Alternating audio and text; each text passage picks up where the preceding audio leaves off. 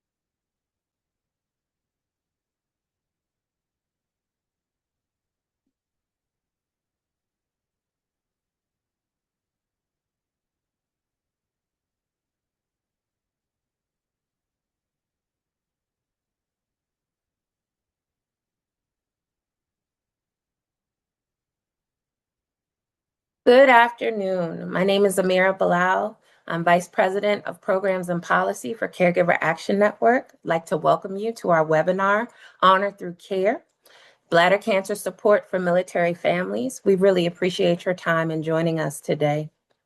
Caregiver Action Network is the nation's leading family caregiver organization. We work to improve the quality of life for tens of millions of family caregivers.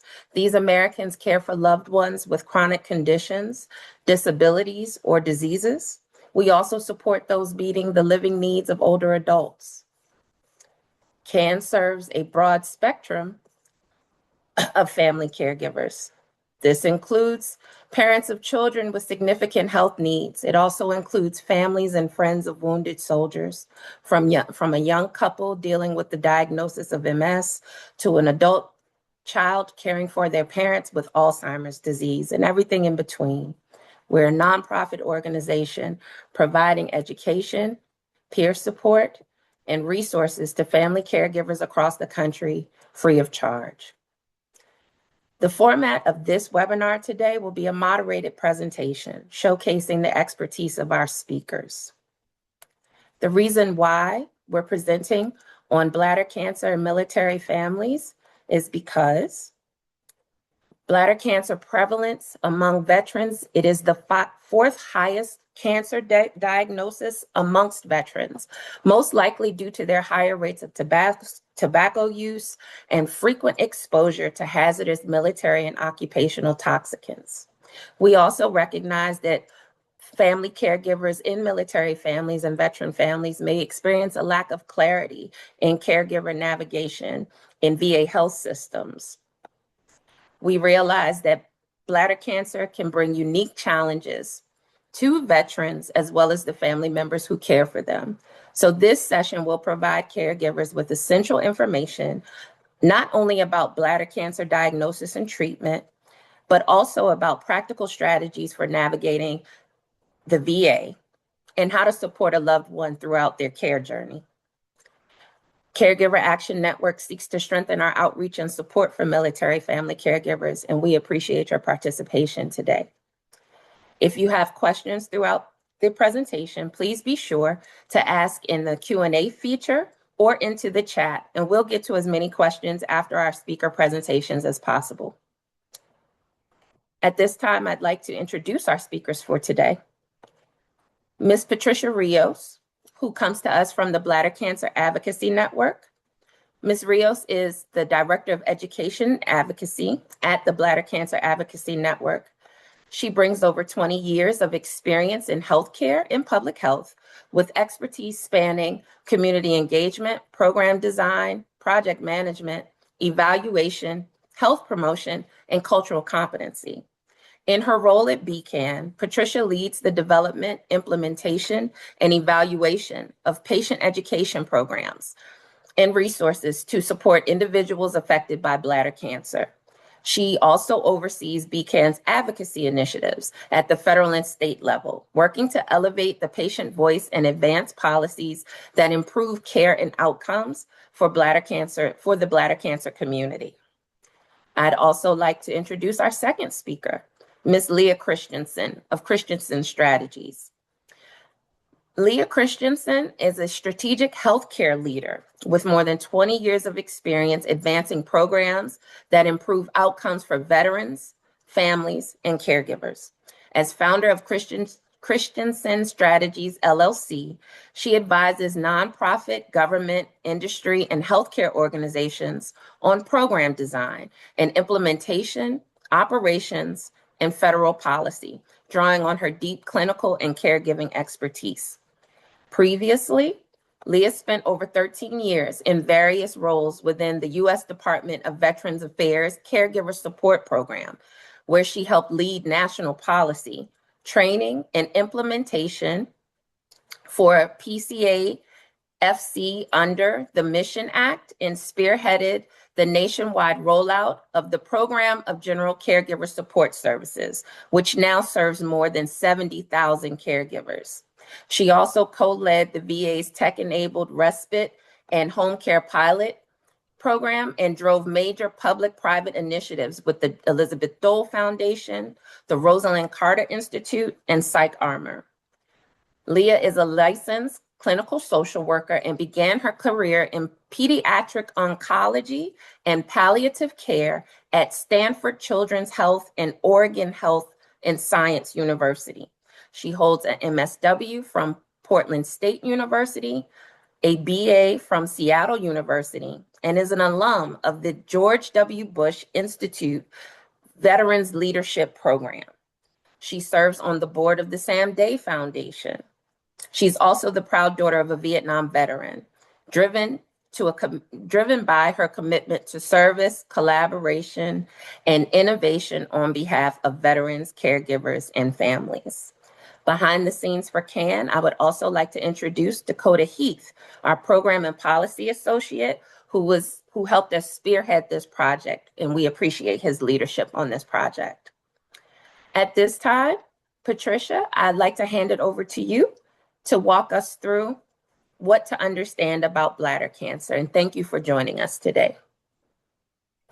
Thank you, Mira, for the wonderful introduction. And thank you to the Caregiver Action Network for the invitation, the opportunity to share some of the work BCAN is doing in the community and the resources that are available, and to speak about such an important disease that is bladder cancer. I would like to begin first by providing a little background on BCAN.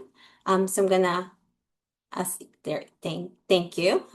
Working through the slide transitions. So as was mentioned, I represent BCAN, also known as the Bladder Cancer Advocacy Network. BCAN was founded in 2005. We are the largest and the oldest organization in the US devoted to advancing bladder cancer research and supporting those impacted by the disease. Next slide, please. Our vision is the following, is to create better todays and more tomorrows for everyone impacted by bladder cancer. And the way we do this is by focusing on 4 critical areas. One is education, support, research, and policy. And today I'm going to share a little bit more about the education support resources that we have available for patients and caregivers.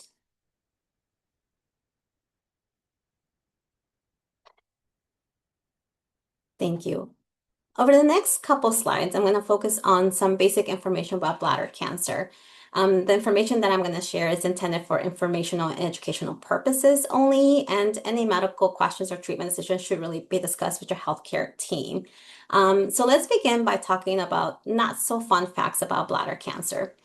Bladder cancer is more common than most people think. It is among the top 10 cancers in the US. Last year, bladder cancer was noted as the 6th most common cancer. And bladder cancer is unique because it has one of the highest rate of recurrence. That means a higher rate of the cancer coming back after being treated.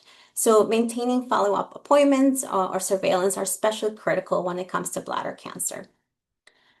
Bladder cancer is also considered among the most expensive cancers to treat over the lifetime of a patient when compared to other cancers, particularly when you factor in the continuous surveillance, repeat interventions, and long-term care management. Bladder cancer is often treated by a urologist, so it's not surprising to see that anywhere between 60 to 80% of bladder cancers are treated by in the community by a community-based doctor. But this paradigm is evolving and also including a more multidisciplinary team.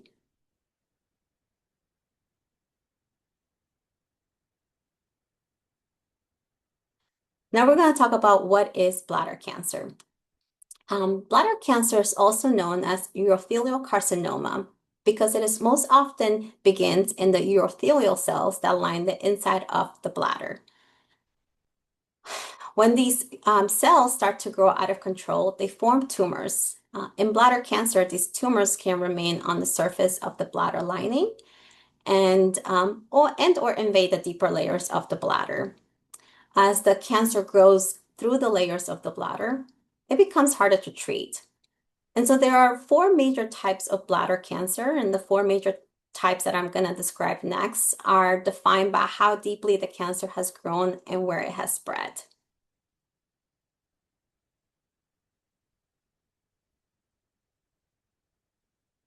So as I mentioned, there are four types of bladder cancer, and I'll begin with the one that we most commonly see, which is non-muscle invasive bladder cancer.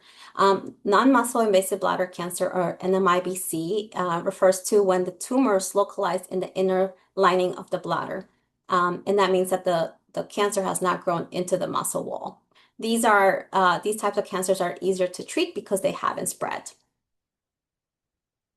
The other type is muscle invasive bladder cancer or MIBC. These are when the tumors have grown into or through the muscle wall of the bladder. It's important to know that when the bladder tumors spread into the bladder muscle, they are more likely to spread further and be more life-threatening. The third type bundled here is locally advanced and metastatic disease.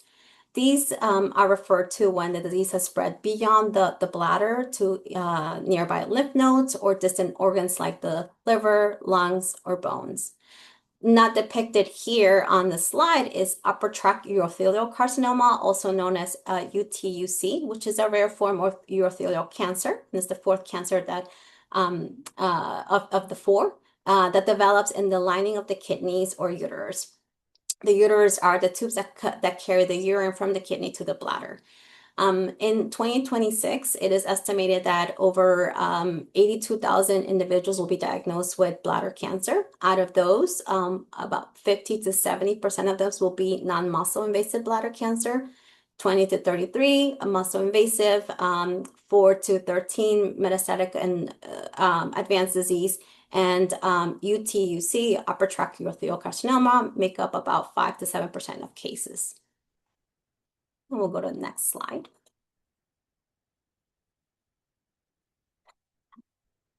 For me, I think this is one of the most important slides of my presentation because this slide provides critical information that guides treatment options for patients. So once the bladder cancer has been diagnosed, doctors determine the stage of the cancer to plan the most effective treatment. And the stage, what it does is describes how far the tumor has spread in relation to the bladder's inner lining. The staging also helps assess whether the cancer has invaded the bladder wall or spread to other areas. The bladder cancer stages range from, as you can see, CIS, TA, T1, T2, 3, and really it's not depicted on this graphic here, but 0 to 4, with the higher stages indicating the tumor spread has grown has grown further from the original location. T4, which is not listed here, is meant to depict metastatic bladder cancer. Bladder cancer grade, which is the images on the right side of the slide, refers to what the cancer cells look like and how they are multiplying. Knowing the grade can help the doctor predict how fast the cancer will grow and spread.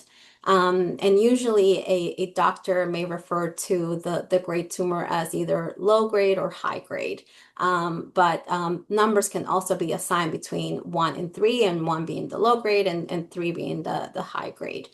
As I mentioned, this for me, this is one of the most important slides because for patients, it's important to understand that a stage and grade. In fact, we have many patients who have said that once they understood their disease state, they felt better prepared to ask questions and participate in their care. And especially nowadays when there's the treatment options are evolving in the bladder cancer space, the stage and the grade are dictating many of the options that are available for patients. And so we'll go next, talk about treatment options.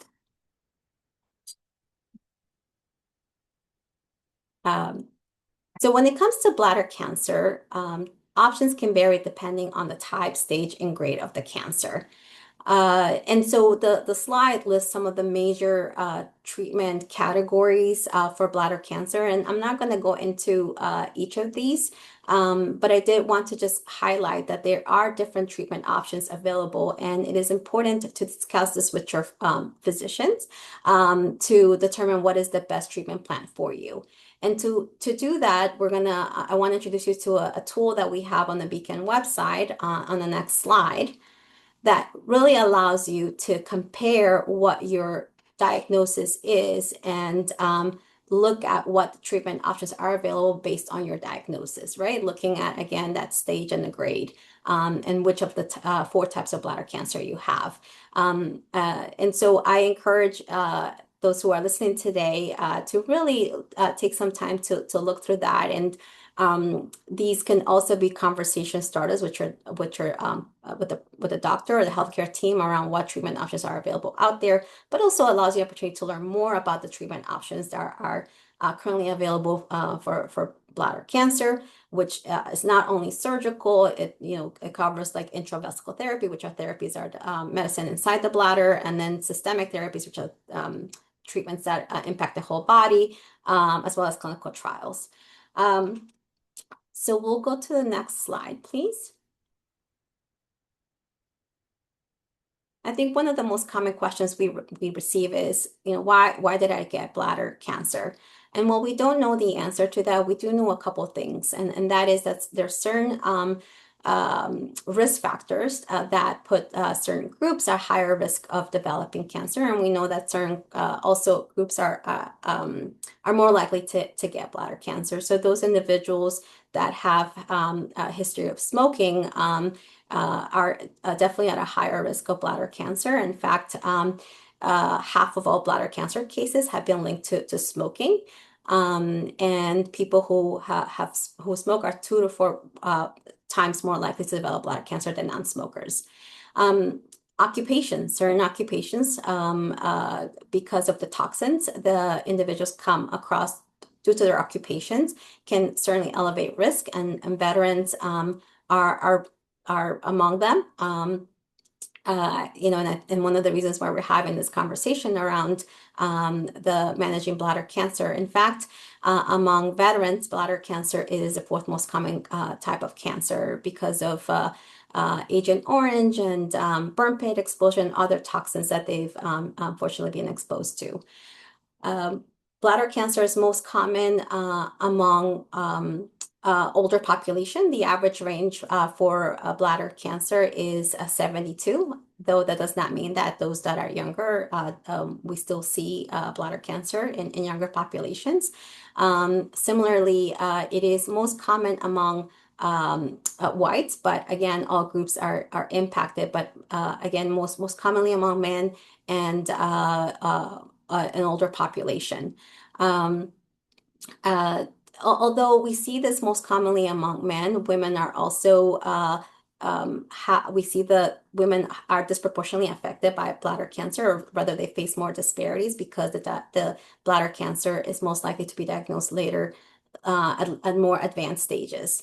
And the last risk factor that I wanted to highlight that is not as common, but it's also worth noting that sometimes secondary cancers from prior treatments, although they're relatively uncommon, but certain cancer treatments and medications can increase the risk of developing bladder cancer later in life because they may damage the cells lining of the bladder, and also how those treatments may affect how carcinogens are processed in the body as well.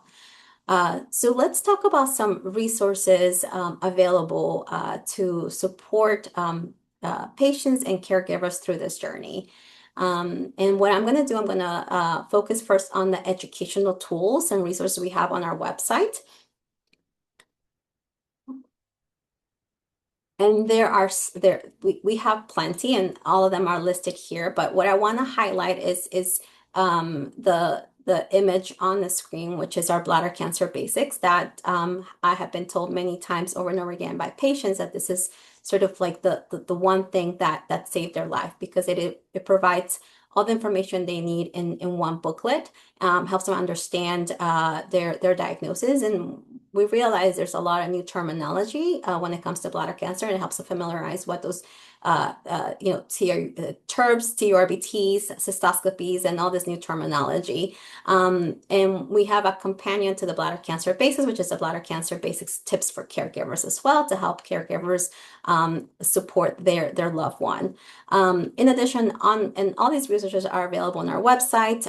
You can download them, or also you can ask us just to mail you print copies. We have fact sheets, which are one-pagers around the different whether it's a treatment option or just better understanding what a cystoscopy is, right? That we have fact sheets that were developed in partnership with patients, but also aside from providing basic information, they also have some questions that are helpful for patients when they go to the doctor's appointment, so that you can go prepared with questions that have been drafted by other patients and caregivers like yourselves. We also have on our website survivorship care plans. We have ongoing webinars around latest treatment options, survivorship topics.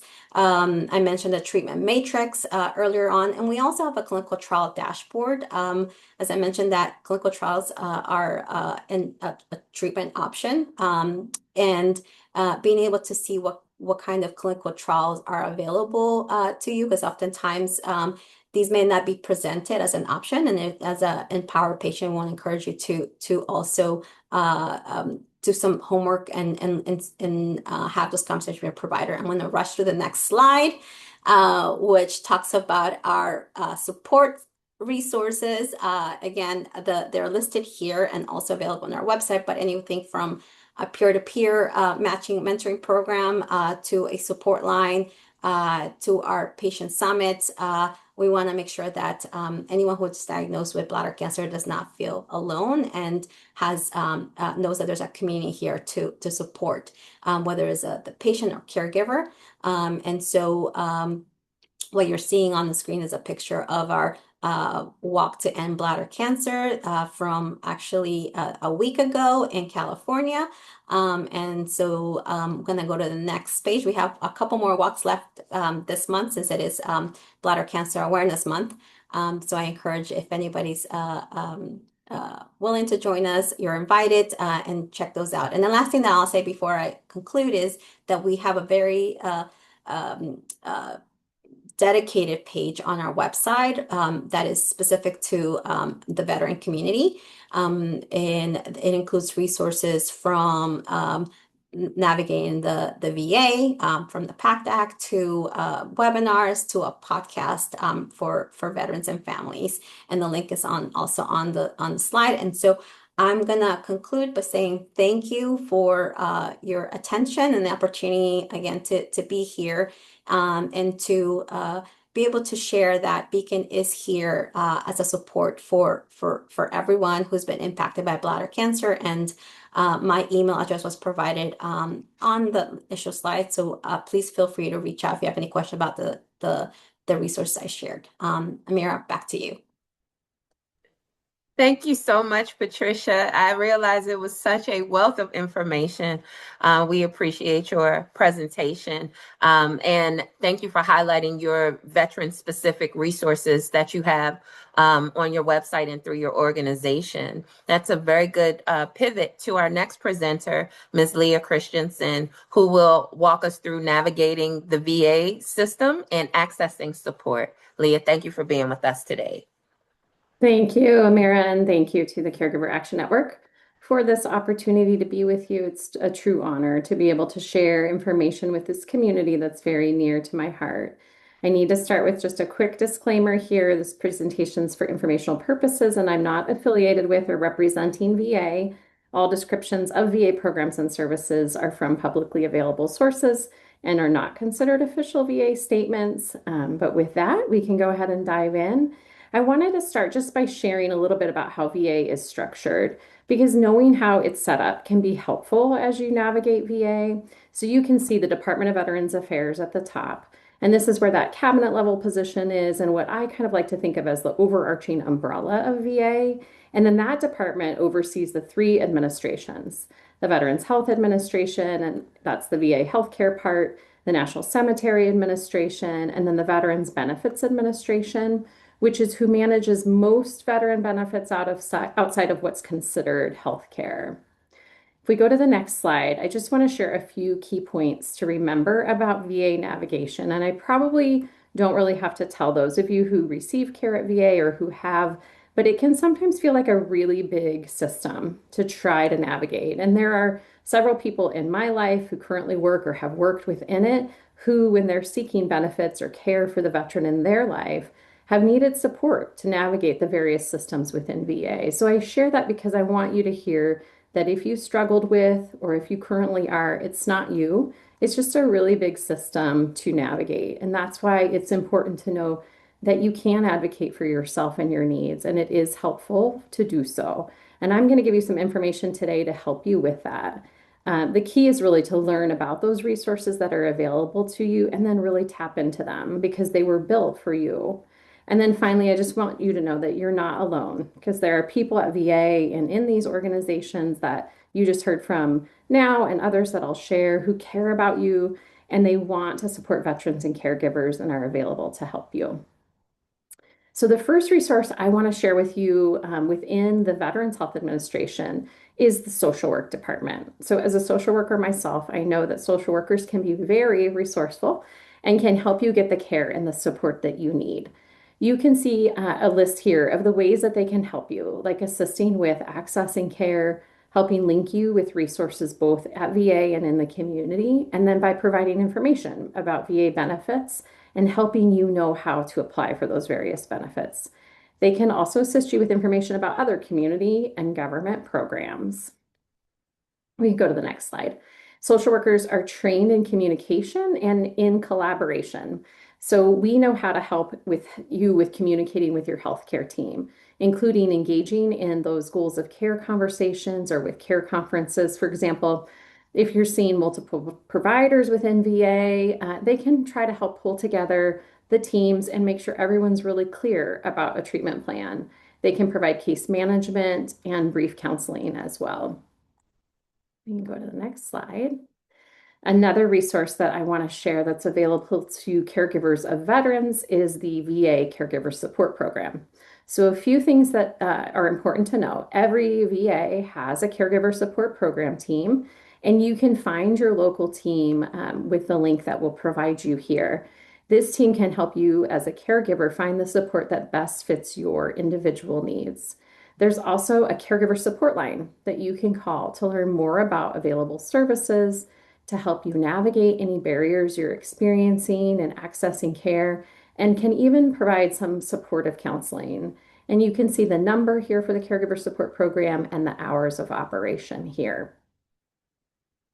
The next slide. So within the Caregiver Support Program, there are two programs within Veterans Health Administration, and they both have very long names. The first is the Program of Comprehensive Assistance for Family Caregivers. So this is the program that provides that package of benefits to caregivers. And when we talk about caregivers with the VA, they say that those are the family members or the friends who live with a veteran. And also when the veteran meets all eligibility requirements for the program. And that program I'm speaking of is the Program of Comprehensive Assistance. So a few of the eligibility criteria I want to highlight, and these are not all of them, but just a few. The veteran must be at least 70% service connected or higher to qualify. They must need assistance with what is called activities of daily living or need to what is referred to as supervision or protection or regular and extensive instruction in order to really be able to function in everyday life. Additionally, it's important to know that that care that's needed must be needed for 6 months or longer. And again, there are other eligibility requirements, but I just wanted to name a few so you can kind of get a sense of the program. And as you might imagine, this program requires an application and a multi-part assessment. If approved for the program, the caregiver is provided directly with a monthly stipend payment, CHAMP VA health insurance if they're uninsured, mental health counseling, and some increased respite hours. The other program within the Caregiver Support Program is another long name, the Program of General Caregiver Support Services. And for this program, the veteran needs to be enrolled in VA healthcare and report that they need caregiving assistance. They need to be able to agree to receive care from the caregiver, and that just happens through a very brief intake. So caregivers in this program can receive training and support, skills training that's related to the veteran's care needs, coaching, and peer support mentoring.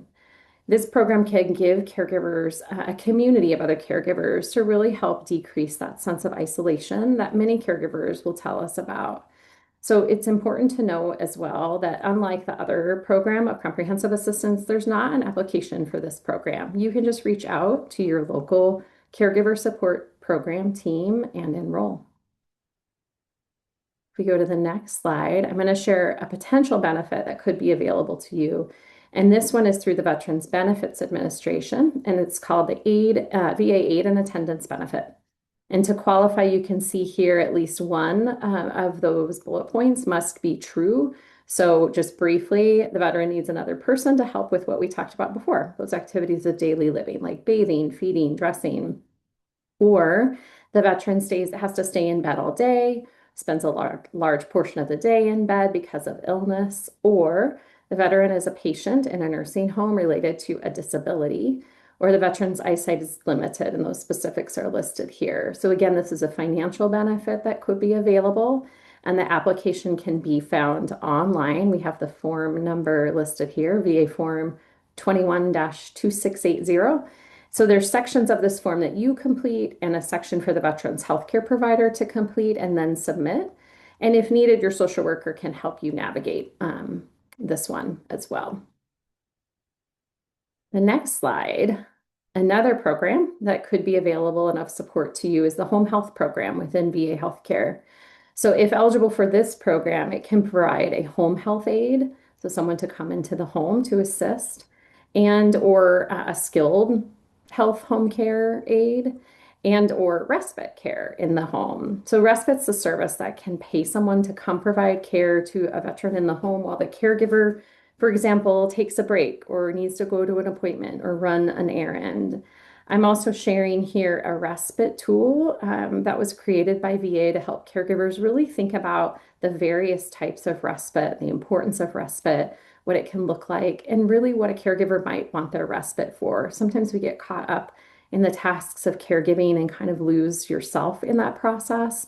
So always encourage you to utilize respite and find ways to take breaks because taking care of you as a caregiver is so crucial. All right, I want to give you a little tip about an important form to have on file with VA healthcare.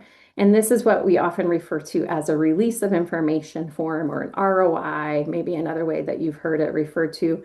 And this is when, as a veteran, you want to share your medical information with someone outside VA, and that includes a family member or a caregiver. It's just very helpful for a veteran to complete this for the caregiver in their life so that that caregiver can more easily access information and communicate with their care team. So your social worker or your caregiver support team member can help you with this, and that form is also available online. We're giving you a lot of online links here. All right, another resource I want to share is one that can help you advocate within VA healthcare. So if you have a complaint or a concern about your care and it's not being resolved with the care team or with the team at VA, what we call a VA patient advocate is available to you at your VA. So they're skilled at helping you get the care that you need in VA healthcare when something isn't quite working well for you. And you can get in touch with your VA patient advocate by calling your local VA and asking to speak to them. Or when you're at the VA, you can simply ask to be directed to the patient advocate office by someone at the help desk or another VA staff member. In terms of benefits, if you need help filing an application, requesting a review of a decision, like a benefits decision or a decision that was made regarding the program of comprehensive assistance for family caregivers, including something that you may disagree with in the decision, a veteran service officer, or what we often will call a VSO, can help you. And I want to recommend that you use a VA accredited VSO using the link that we have here, because using a VA accredited VSO ensures you're working with a federally recognized, trained, regulated representative who can legally assist you with VA benefit claims without charging you for that service. And that's really important. Okay. And then finally, I just want to add three more organizations outside of VA that support military and veteran caregivers that I thought you should know about. And there are many. This is an amazing community of support. The first that you see here is the Elizabeth Dole Foundation. Senator Elizabeth Dole cared for her late husband, Senator Bob Dole. And when she saw the caregivers at Walter Reed caring for wounded, ill, and injured service members and veterans, she was called to make a difference for what she considered were those hidden heroes. She founded the Elizabeth Dole Foundation, an organization that provides a range of support services designed specifically for military, veteran caregivers and families. The Elizabeth Dole Foundation can help with resource navigation. They provide an online platform to connect with other caregivers. They have financial assistance that may be available to you, as well as support and programs that help support caregivers' mental and emotional well-being. You can connect with this organization by going to the website, and then in the upper right-hand corner, there's a little place that you can click that says Join the Community. I also want to tell you about another wonderful organization, and that is the American Red Cross Military Veteran Caregiver Network. This organization will help you as a caregiver to connect with other caregiver peers who have a shared experience that can help increase the connection, engagement, knowledge, skills, and hope. They offer online connection, support groups, and mentoring. To join this amazing community, you can go to their website and fill out the information under Join the Community. I just hope that this helps you to see that there is a community to support you at VA and within these organizations. And if there's one thing I've learned from caregivers over the years is that you're an amazing resource and support to one another. And that connection with others who are walking a similar journey can just be so validating, helpful, and powerful to your own experience. So finally, I want to share an organization called Psych Armor. They provide free online trainings with a mission to provide free education and resources to veterans, caregivers, and families, and really anyone who wants to help support those who served and their families nationwide. And there are two of their courses I wanted to highlight that could be of interest to you. One's called Understanding the VA for Caregivers, which speaks to that topic of how to navigate VA. And then I wanted to share a series of courses on respite. These courses are a companion to that respite tool I mentioned earlier, and they can really help you take a look at what matters to you as a caregiver, who you are outside your caregiving role, and then how respite could be useful and helpful in your life as a caregiver to help you to really thrive. And I'm just going to close by reminding you some things I hope you heard today, that there is support available. There are people at the VA and at organizations that serve this community to assist you in your journey as a caregiver. Your voice is critical and your advocacy is critical. And I just really want to encourage you to engage in the support that's available, even starting with something small. Just taking that first step and finding that kind of support that feels right for you. I want to thank you, any veterans who are here, for your service to our country, for the sacrifices you've made, and caregivers for the selfless care that you provide to the veteran in your life every day. So thanks for the opportunity to spend some time with you here today. Thank you so much, Leah, for such wonderful information. I was really learning. One of my caregiver experiences included my uncle, who was a veteran, and my mother, who was his care coordinator. And a lot of what you shared resonated, just as far as knowing where to connect to assistance so that you can really improve the quality of life for your loved one on their care journey. So that really resonated with me, and I sincerely appreciate your sharing. I'd like to open the floor to any questions we've received in the Q&A. And while we do that part, I would also like to pose a question to our two speakers, just for your general feedback. At CAN, and when we're doing our outreach, we realize that caregivers really don't always self-identify with the term caregiver, that they see themselves in the role that they play for their loved one. And I think my question to the both of you is, how does caregiver self-identification impact or improve their ability to advocate for their loved one with such a tough diagnosis, such as bladder cancer, or going through a complex system like the VA? Yeah, it's a great question, and it's very true. I've definitely experienced where many caregivers don't see themselves as caregivers. They see themselves as, a loving spouse, or, I'm just a daughter doing what I need to be doing to help my father or my mother. I think that identification as a caregiver, and especially getting into one of the two programs at VA and the Caregiver Support Program, is so helpful because you then are then listed in the healthcare record of the veteran. So it allows you to have that identification and then access to other services. I think it's VA really led the way in making sure that caregivers were listed in the electronic health record. And so I think it's just really critical to be referring to yourself as a caregiver, getting enrolled so that you're really seen as that, part of the care team at VA. Thank you for that. Patricia, do you have any feedback? That was a great suggestion, Leah. And that's a great question, Amira. It made me think about sort of our community and what the caregiver looks like, right? And the caregiver in the bladder cancer space can be, yeah, a wife, a husband, a child, but it can also be, a brother, a neighbor.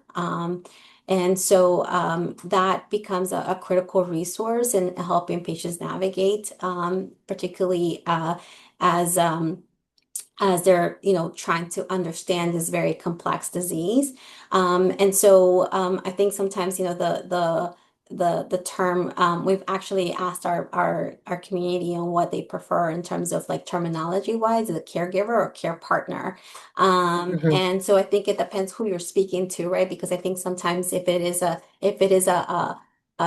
neighbor or a friend, they may not consider themselves as a caregiver. They may see themselves more of that care partner, right? So I think the inclusivity of it is important, and being able to recognize the role that they play in the care of their loved one or of the individual is important. Thank you for that. We did receive one question, and it's pretty general. I think it's geared toward Leah's presentation, but also any feedback is welcome. And the question is just that in light of recognizing that these are complex health systems to navigate, what, if anything, can be done to improve the caregiver's experience with accessing programmings? What can be done to improve the caregiver programs? Yeah, that's a great question. I mean, I think that one thing to just really think about is no, and this is hard to say because I know that you have a lot on your plate as a caregiver, but to really dig deep into what it is that you are eligible for and really kind of know that information. I think working with a VSO, that veteran service officer can be really helpful in helping you truly understand the rules and the regulations around programming so that then you can go and advocate for yourself and for your veteran within the VA. I think that it can be very, as we've talked about, it can be very complex. But I think that being able to know that information and then speak up on what is needed and to really, find the information, find that community within, and really engaging in the programming that is available. If a veteran is enrolled in VA, and they agree to receive care from a caregiver, there are a lot of different programs, a lot of different ways to stay connected to other caregivers, to get coaching, to engage in some skills training, to be part of peer mentoring. There's ways to get involved with VA programming that I definitely would recommend you do, and to really get to know the caregiver support program team. Okay, and Patricia, just to close out the Q&A session before I go into caregiver resources, what suggestions do you have for someone who's at the start of their care journey with a bladder cancer diagnosis? What is a good first step that they can take to get started? Yeah, that's such a great question, Amira. And there's a couple of things that come to mind. I think that the first thing is an empowered patient is one who is knowledgeable, right? And so to be able to know as much as they can about the condition is critical, and to be able to find that information from credible sources, right? We know the Dr. Google is not a credible source. And so looking at things that have been, reviewed and are credible, and, BCAN being one of them, because all the stuff that we produce are reviewed by our scientific committees. Also, the resources that your provider may provide are also a great resource. But I think the other two things that I would mention is really taking the time to talk to somebody who has walked that journey, especially as you're considering treatment options, and not sure how to expect. There's a lot of anxiety and fear that comes with diagnosis, and a lot of it's because of the unknowns. And talking to somebody who has walked that path can help ease some of those feelings, but also provide some tools in terms of like questions to ask when you go see your doctor. So being prepared, if you have somebody, as not everybody has a caregiver, but if you do have a caregiver care partner, take them with you so that they can be that other person who can hear and take notes and ask questions on your behalf. Knowledge is power. Talk to somebody who has walked that path, and if possible, if not a caregiver, bring someone with you to your appointments. Thank you so much. I would just love to highlight that in both of your presentations and just the reflection of the depth of your expertise, you really highlighted how important it is to establish community around your care journey. This is something that we advocate pulling in, reliable friends and family. A lot of times this care network is made up of the family that we choose. It's made up of the people who reflect back to us their ability to walk with us through very challenging times. So I appreciate that is a thread that goes through both the BCAN approach as well as Leah, your vast knowledge of the caregiver support system available through the VA. At this time, I would just like to make sure that we highlight what CAN offers to the marketplace regarding caregiver resources. We have our family caregiver toolkit. Slide, please. Yes, there we go. Our family caregiver toolkit, which you can access on our website at caregiveraction.org/toolbox. And within it, you will find and be able to navigate across all sorts of various disease states, therapies, and general information just to improve your knowledge base and your awareness of some caregiver resources and acknowledgments and just how-tos, guides, and webinars that we've already created to assist people with asynchronous learning, with learning on their own at their own time, to build confidence and awareness as caregivers.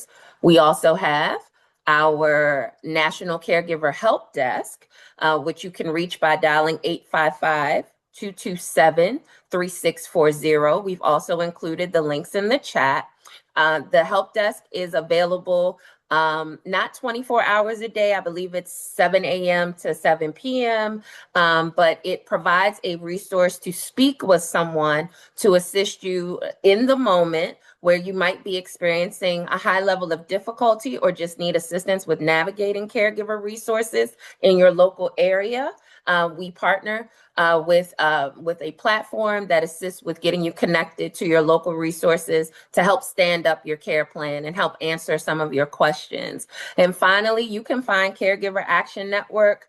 Oh, sorry, I skipped ahead. We also have our Take Care newsletter. You can sign up for our newsletter and receive a monthly dispatch of articles and blogs and different information that we think is of highlight and of import to the caregiver community. It also provides information on how to connect with us via our Caregiver Insights panel, gives you up-to-date information about outreach and events that we're doing to support the caregiver communities that rely on us to have that information flowing. And finally, you can find us online at caregiveraction.org. You can reach our help desk at 855-227-3640. And you can also email us at info@caregiveraction.org. We actually respond to those emails. So if we did not get to your questions, or if you have any other information that you're seeking, I invite you to email us. You can also find us across all of your social media platforms: Facebook, LinkedIn, Instagram. We're on Threads, TikTok, and YouTube. At this time, I would like to thank Dakota Heath for his leadership in this project. I would also like to thank my team at Caregiver Action Network for their assistance with today's webinar. This webinar will live on our website along with the slide deck, as well as a replay recording of this information for you to access whenever you like. And I would also like to thank the support that we've received from Astellas Pharma and Pfizer for making this webinar possible today. In closing, I would like to open the floor to Dakota to give us our exit. Thank you. Yes. Thank you everyone again for being here. Thank you, Amira. Thank you, Patricia. Thank you, Leah. I can't thank you all enough for the amazing work that you have done and continue to do. With that all being said, I did also want to mention that with this presentation, very soon there will be a whole tool being launched for caregivers and their loved ones that is focused around bladder cancer and military family caregivers. So kind of coupling those two all into one encompassing tool so that folks can have a kind of all one-stop shop place for that information. This webinar also will be living on our site directly, or after that will probably be up tomorrow. So if you would like to rewatch it or send it to anyone you feel like would think this information is valuable, you can find it on our website after tomorrow. I would also like to say, along with all of these social media sites that we have here, we also have, along with our Facebook page, we have a Facebook group that is more of a caregiver-friendly private group that allows caregivers to speak their mind, let their thoughts kind of go about how they're feeling about caregiving and things like that. It is a safe space for caregivers, and we welcome you to join us there. And with that, I think that those are the main things that I wanted to cover. Thank you all again. We can't do this without any of you guys. Caregivers are our lifeblood, and thank you again. We truly, truly appreciate you. Thank you, Dakota. Thank you, everybody, for participating. Everybody have a great afternoon.